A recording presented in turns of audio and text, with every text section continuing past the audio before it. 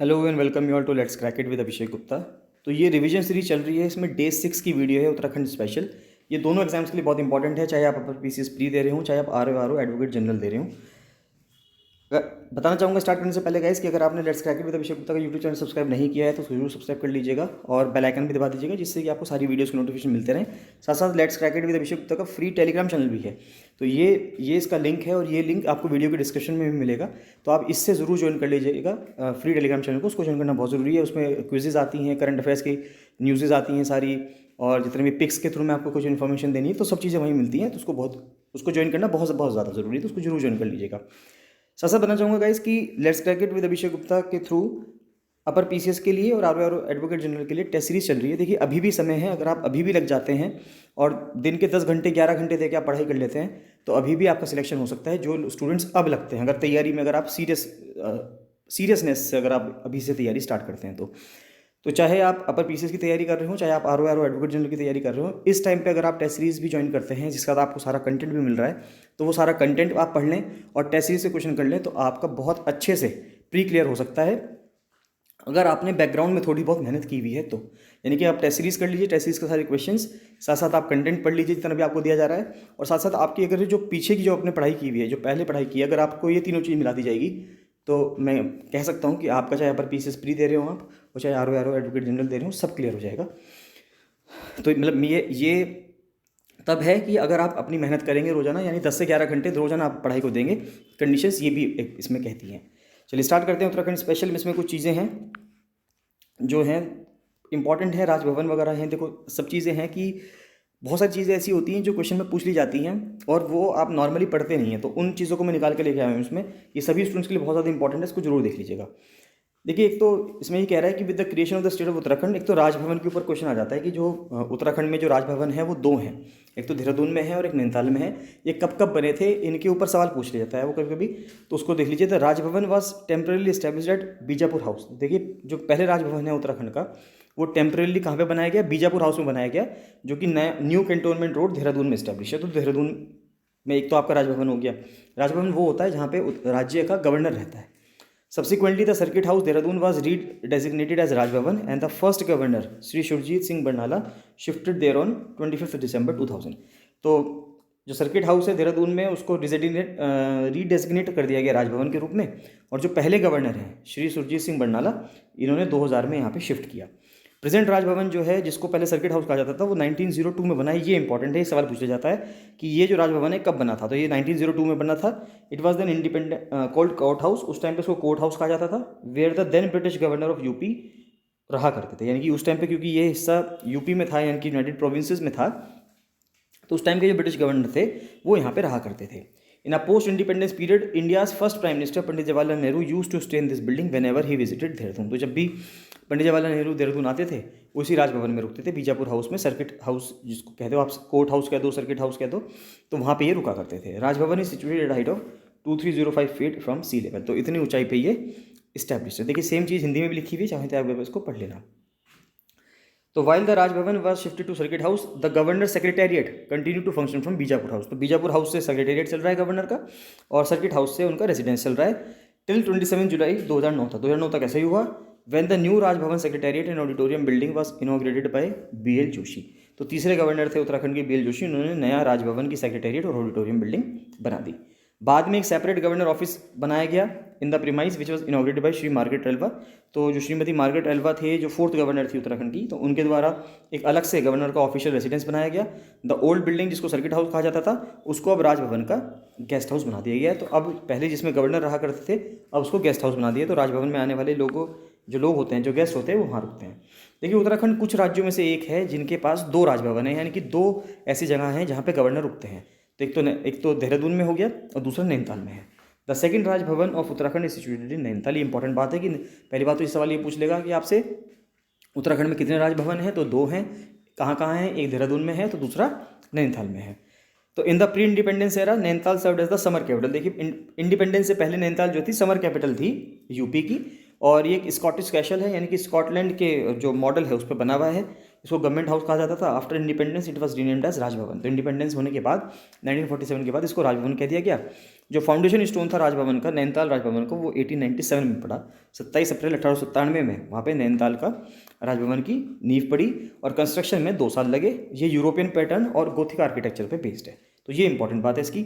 1897 बना। भी कुछ टाइम पहले एक पेपर हुआ था, उसमें भी ये सवाल पूछा गया उत्तराखंड का कि नैनीताल राजभवन जो है वो कब इस्टेब्लिश हुआ, तो 1897 में हुआ।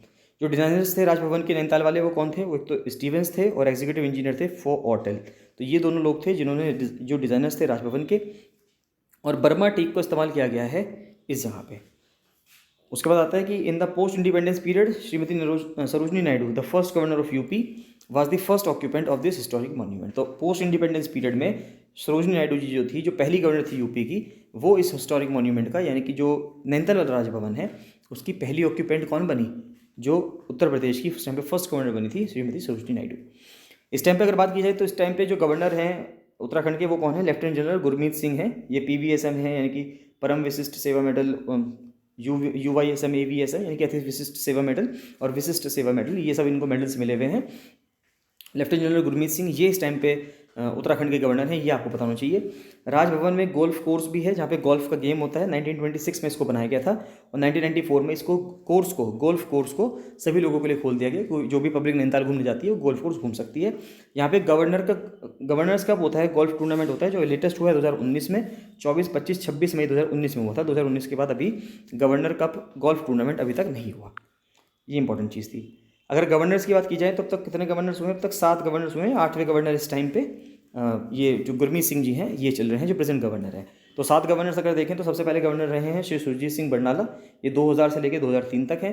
फिर सुदर्शन अग्रवाल हैं 2003 से लेकर 2007 तक। फिर BL जोशी हैं 2007 से 2009। BL जोशी के बाद आते हैं मार्गरेट एल्वा 2009 से 2012। फिर अजीज़ कुरैशी जी हैं 2012 से 2015। फिर KK पॉल हैं 2015 से 2018। एंड बेबी रानी मौर्य हैं 2018 से 2021। और फिर 2021 के बाद से आपके जनरल आ जाते हैं, जनरल गुरमीत सिंह जी। तो ये 8 हो गए। बात आते हैं एक्स ऑफिशियल रोल, यानी कि देखिए जो गवर्नर होता है किसी भी स्टेट का, उसके पास जैसे ही वो गवर्नर की सीट लेता है, गवर्नर की पोजीशन में आता है, कुछ फंक्शंस ऐसे होते हैं, कुछ काम ऐसे करने होते हैं उसके, जो गवर्नर की पोस्ट पे रहते हुए कोई भी व्यक्ति होगा उसको करने ही होंगे, यानी कि उनको एक्स ऑफिशियल रोल कहते हैं। तो governor of Uttarakhand is also the chancellor of various universities in the state and exercises his power delegated to him under the respective acts and statutes of the universities. तो देखिए किसी भी राज्य का जो गवर्नर होता है वो उस राज्य में इस्टेब्लिश्ड जितनी भी यूनिवर्सिटीज़ होती हैं उस सबका चांसलर होता है, यानी कि सुप्रीम हेड जो है किसी भी यूनिवर्सिटी का उस राज्य का गवर्नर होता है। उससे नीचे यानी कि कभी भी रिक्रूटमेंट होगा तो वाइस चांसलर की पोस्ट तक रिक्रूटमेंट हो सकता है किसी भी यूनिवर्सिटी में। इससे ऊपर का रिक्रूटमेंट नहीं हो सकता, क्योंकि वाइस चांसलर के बाद जो चांसलर की पोस्ट है वो उस राज्य के गवर्नर के पास होती है। गवर्नर जो है एक्स ऑफिशियो प्रेसिडेंट होता है इंडियन रेड क्रॉस सोसाइटी का, उत्तराखंड ब्रांच की, और Uttarakhand state council for child welfare. इस सब के जो गवर्नर होगा वो एक्स ऑफिशियो प्रेसिडेंट होगा। और गवर्नर जो है उत्तराखंड का वो चेयरमैन है उत्तराखंड सैनिक पुनर्वास संस्था, तो इसका जो चेयरमैन होगा वो भी गवर्नर होगा। अगर यूनिवर्सिटी की बात की जाए तो 11 यूनिवर्सिटीज़ है। देखिए ये जो स्टेट यूनिवर्सिटीज़ हैं उत्तराखंड में, ये गवर्नमेंट यूनिवर्सिटीज़ हैं।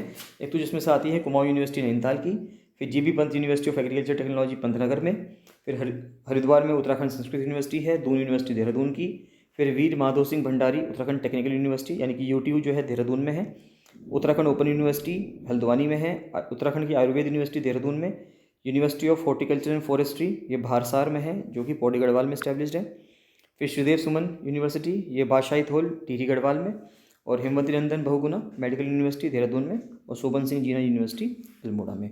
इसके बाद HNB गढ़वाल आ जाती है, वो सेंट्रल यूनिवर्सिटी है। ये सब स्टेट यूनिवर्सिटीज़ हैं। फिर आती है बात म्यूनसिपल कॉर्पोरेशन की कि कितने म्यूनसिपल कॉर्पोरेशन है। देखिए पिछली वीडियो में मैंने आपको बताया था म्यूनसिपल कॉर्पोरेशन 8 हैं, लेकिन यहाँ पे म्यूनसिपल कॉर्पोरेशन 9 है, क्योंकि एक म्यूनसिपल कॉर्पोरेशन अभी बिल्कुल ऐड हुआ है अभी 2 महीने पहले ही, 31 दिसंबर 2021 को। तो 2021 का जो 31 दिसंबर का दिन था उसमें न्यूएस्ट है ये, इसमें ये म्यूनसिपल कॉर्पोरेशन ऐड की गई है। तो 9 म्यूनसिपल कॉर्पोरेशन है। कौन कौन सी हैं? देहरादून है, हरिद्वार है, हल्द्वानी, नेक्स्ट रुद्रपुर आती है, फिर काशीपुर, फिर रुड़की, ऋषिकेश, कोटद्वार और श्रीनगर। तो ये शहर हैं, 9 शहर हैं जहाँ पे म्यूनसिपल कॉर्पोरेशंस हैं। इसमें से सबसे पुराना शहर जो है वो देहरादून बसा हुआ है, 1867 में ओल्डेस्ट है। और जो म्यूनसिपल कॉर्पोरेशन बनाया गया था सबसे पहले देहरादून को ही म्यूनसिपल कॉर्पोरेशन बनाया गया 1998 में, ये ओल्डेस्ट है। और जो श्रीनगर का जो पौड़ी गढ़वाल है ये सबसे नया है, 2021 में इसको बनाया गया। देखिए यहाँ पे लिख दिया गया है कि ये ओल्डेस्ट है और ये न्यूएस्ट है। बाकी बात आती है सिटीज़ की। उत्तराखंड में पॉपुलेशन देखें तो एक अर्बन एग्लोमरेशन या सिटी उसको कहा जाता है जहाँ पे जनसंख्या 1 लाख से ऊपर होती है। तो ऐसे उत्तराखंड में 2011 की सेंसस के हिसाब से, देखिए 2021 की सेंसस जब होगी उसका रिजल्ट तब आएगा, तब हमें पता चलेगा कि और कितने शहर बढ़ गए। 2011 सेंसस के हिसाब से 7 शहर ऐसे हैं उत्तराखंड में जिनकी पॉपुलेशन 1 लाख से ऊपर है। तो वो कौन कौन से शहर हैं? वो है देहरादून, हरिद्वार, रुड़की, हल्द्वानी, रुद्रपुर, काशीपुर और ऋषिकेश। इन सब की जनसंख्या 1 लाख से ऊपर है। सबसे ज़्यादा जनसंख्या किस में है? सबसे ज़्यादा जनसंख्या देहरादून में है, फिर हरिद्वार में है, फिर रुड़की में। टॉप 3 याद रख लेना आप। सबसे ज़्यादा जनसंख्या देहरादून में मिलेगी आपको, हरिद्वार में, रुड़की में। ये 2011 के हिसाब से है। ऑब्वियस सी बात है 10 सालों में 2021 में इसमें जनसंख्या में काफ़ी ज़्यादा इजाफा हो गया होगा, काफ़ी ज़्यादा वृद्धि हो गई होगी। तो जब नेक्स्ट सेंसस आएगा हम तब देखेंगे। तो यहाँ पे लिखिए 2011 के अकॉर्डिंग 7 शहर हैं जिनकी पॉपुलेशन 1 लाख से ऊपर है। फिर कैंटोनमेंट बोर्ड कितने हैं उत्तराखंड में? उत्तराखंड में 9 कैंटोनमेंट बोर्ड हैं। कौन कौन से हैं? तो अगर आप देखेंगे तो देहरादून कैंट है, फिर क्लेमेंट टाउन है, दोनों देहरादून में है, रानीखेत अल्मोड़ा में है, रुड़की कैंटोनमेंट ये हरिद्वार डिस्ट्रिक्ट में है, लैंसडाउन पौड़ी में है, चक्राता देहरादून, लंडौर देहरादून, और उसके बाद आता है नैनीताल नैनीताल में है, और अल्मोड़ा कैंट जो है वो अल्मोड़ा में है। तो इस तरह करके 9 कैंट्स हैं, ये आपको ध्यान रखना है। सबके नाम यहाँ पे मेंशन कर दिए गए, इनको देख लेना। फिर उत्तराखंड में से इस टाइम पे 5 सीट होती हैं लोकसभा की। जो मेंबर्स हैं लोकसभा के उत्तराखंड में से 5 सीटें होती हैं, और राज्यसभा में 3 होते हैं। तो कौन कौन है इस टाइम पे? तीरथ सिंह रावत जी हैं, अजय भट्ट हैं, रमेश पोखरियाल निशंक जी हैं, माला राज्य लक्ष्मी शाह जी हैं, और अजय टम्टा। तो ये 5 लोग हैं जो लोकसभा के मेंबर हैं। कहाँ कहाँ से हैं? तीरथ सिंह रावत जो है वो गढ़वाल से हैं, लोकसभा की सीट इनके पास, पौड़ी गढ़वाल से। अजय भट्ट के पास नैनीताल उधम सिंह नगर से है। रमेश पोखरियाल निशंक के पास हरिद्वार से है। माला राज्य लक्ष्मी शाह के पास टीटी गढ़वाल से ये एमपी हैं। और अजय टम्टा जी जो हैं ये अल्मोड़ा से एमपी हैं। तो ये चीज़ आप ध्यान रख लेना। और राज्यसभा में 3 एमपी हैं इस टाइम पे। प्रदीप टम्टा जी एमपी हैं, अनिल बलूनी और नरेश बंसल, ये तीनों एमपी जो हैं ये राज्यसभा में है। तो इस टाइम पे टोटल 8 मेंबर्स हैं, 5 लोकसभा के, 3 राज्यसभा के, और मैक्सिमम इतने ही सीटें उत्तराखंड को आवंटित हैं, उत्तराखंड को अलॉट है। ये पूछ लेगा वो कि लोकसभा का मेंबर, ये जो मेंबर है ये इनकी जो लोकसभा कॉन्स्टिट्यूएंसी है वो कौन सी है, निर्वाचन क्षेत्र क्या है, कहाँ से चुन के आए हैं, तो वो इंपॉर्टेंट चीज़ है, तो इसको जरूर नोट कर लेना। नेक्स्ट बात आती है उत्तराखंड के नेशनल पार्क। तो उत्तराखंड में कितने नेशनल पार्क है? उत्तराखंड में 6 नेशनल पार्क हैं। कौन कौन से? Corbett National park, Nanda Devi national park, valley of flowers, Rajaji, Gangotri और गोविंद नेशनल पार्क। तो 6 नेशनल पार्क हैं। 6 नेशनल पार्क कहाँ कहाँ पे हैं ये ध्यान रखिए। तो कॉर्बेट मिलेगा आपको कॉर्बेट मिलेगा आपको 2 राज्यों में, नैनीताल, सॉरी 2 राज्य नहीं, 2 जिलों में, 2 डिस्ट्रिक्ट्स में, एक तो नैनीताल में और एक पौड़ी गढ़वाल में। नंदा देवी नेशनल पार्क मिलेगा आपको चमोली में। Valley of flowers national park Chamoli में है। राजाजी 3 जिलों में है, हरिद्वार में, देहरादून में और पौड़ी गढ़वाल में। गंगोत्री उत्तरकाशी में है, और गोविंद नेशनल पार्क ये भी उत्तरकाशी में है। इसमें से जो सबसे बड़ा है वो है गंगोत्री नेशनल पार्क 2390 के साथ, इस पर फर्स्ट लिख दिया गया है, ये सबसे बड़ा है। दूसरे नंबर पे आता है राजाजी 820 स्क्वायर किलोमीटर, और तीसरे नंबर पे आता है Nanda Devi national park 624 square kilometre. और जो सबसे छोटा है, स्मॉलेस्ट है, valley of flowers national park, ये 87.5 एरिया है इसका किलोमीटर स्क्वायर में, ये सबसे छोटा मिलेगा आपको। सबसे पुराना जो बना हुआ है वो कॉर्बेट नेशनल पार्क है, 1936 में, ओल्डेस्ट है। और सबसे नया जो बना हुआ है वो गोविंद नेशनल पार्क है, न्यूएस्ट है, 1990 में। इसके बाद आता है नेशनल पार्क के बाद आता है वाइल्ड लाइफ सेंचुरी। अगर वाइल्ड लाइफ सेंचुरी देखें तो वाइल्ड लाइफ सेंचुरी कितनी है? 7 वाइल्ड लाइफ सेंचुरी हैं। सबसे पहले है गोविंद वाइल्ड लाइफ सेंचुरी, ये उत्तरकाशी में है। केदारनाथ ये रुद्रप्रयाग और चमोली में है। Askot wild life century Pithoragarh में। सोन नदी वाइल्ड लाइफ सेंचुरी नैनीताल में। बिनसार अल्मोड़ा, मसूरी देहरादून, और नंदौर वाइल्ड लाइफ सेंचुरी ये भी नैनीताल में है। अगर हम देखें सबसे बड़ा कौन है? सबसे बड़ा है केदारनाथ वाइल्ड लाइफ सेंचुरी, ये लार्जेस्ट है। और सबसे छोटा कौन सा है? वो है मसूरी वाइल्ड लाइफ सेंचुरी। तो ये आप ध्यान रखेंगे, सबसे बड़ा कौन है, सबसे छोटा कौन है। तो सबसे बड़ा कौन है? केदारनाथ वाइल्ड लाइफ सेंचुरी, यही फर्स्ट नंबर पे है। सेकंड नंबर पे आती है Askot wild life century, 599.93 square kilometre का एरिया है। और तीसरे नंबर पे आती है गोविंद वाइल्ड लाइफ सेंचुरी 485.89 के साथ। इसके साथ जो सबसे पुरानी है सेंचुरी, वाइल्ड लाइफ सेंचुरी की बात करूँ, सबसे पुरानी है वो है 1955 में बनी गोविंद वाइल्ड लाइफ सेंचुरी। और उसके बाद जो सबसे नई वाइल्ड लाइफ सेंचुरी है वो है नंदौर वाइल्ड लाइफ सेंचुरी, 2012 में बनी। उसके बाद देखिए जो सोन नदी वाइल्ड लाइफ सेंचुरी है, जो सोन नदी वाइल्ड लाइफ सेंचुरी है ये पार्ट है जिम कॉर्बेट नेशनल पार्क का। और जो नंदौर वाइल्ड लाइफ सेंचुरी ये भी जिम कॉर्बेट नेशनल पार्क का पार्ट है। ये चीज़ आपको ध्यान रखनी है कि चाहे सोन नदी वाइल्ड लाइफ सेंचुरी हो, चाहे नंदौर वाइल्ड लाइफ सेंचुरी हो, दोनों जिम कॉर्बेट नेशनल पार्क के हिस्से हैं। नेक्स्ट बात आती है कंजर्वेशन रिजर्व की। तो कंजर्वेशन रिजर्व 4 हैं उत्तराखंड में। कौन कौन से हैं? एक तो झिलमिल झील है, एक आसान वाइल्ड वेटलैंड है, पावलगढ़ है, और Naina Devi Himalayan bird conservation reserve है। कहाँ कहाँ पे हैं? झिलमिल झील जो है वो तो हरिद्वार में है, आसान वेटलैंड देहरादून में, पावलगढ़ नैनीताल में, और नैना देवी भी नैनीताल में। इसमें सबसे बड़ा जो है वो Naina Devi Himalayan bird conservation reserve है 111 स्क्वायर किलोमीटर में। और सबसे छोटा जो है वो आसान वेटलैंड कंजर्वेशन रिजर्व है 4.44 स्क्वायर किलोमीटर साथ। ये वेटलैंड जो है ये रामसर साइड भी उत्तराखंड से, इसको आपको ध्यान रखना है। उसके बाद आती है बायोस्फीयर रिजर्व की। उत्तराखंड में एक बायोस्फीयर रिजर्व है, नंदा देवी बायोस्फीयर रिजर्व।